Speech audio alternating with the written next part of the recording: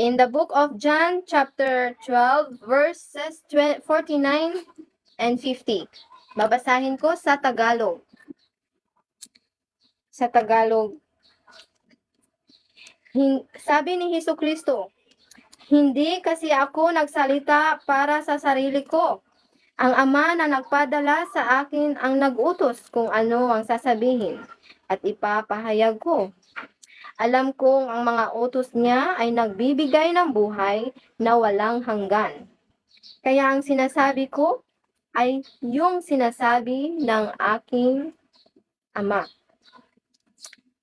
So, ngayon, dito sa sinabi ni Hesukristo, alam kong ang mga utos niya ay nagbibigay ng buhay na walang hanggan.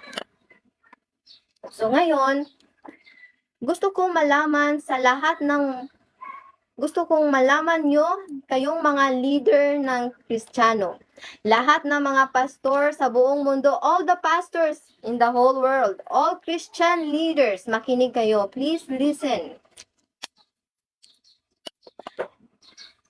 May mga pastor kasi, may mga churches leaders na nagsasabi ang mga sinasabi ni Jesus ay nagbigay buhay ng walang hanggan.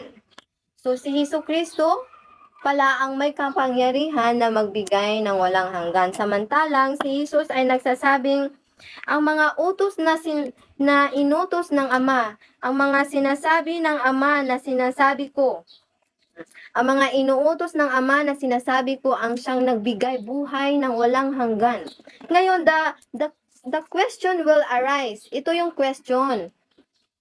Si Jesus ba ang nagbigay buhay ng walang hanggan o ang Diyos na Ama ang nagbigay buhay ng walang hanggan?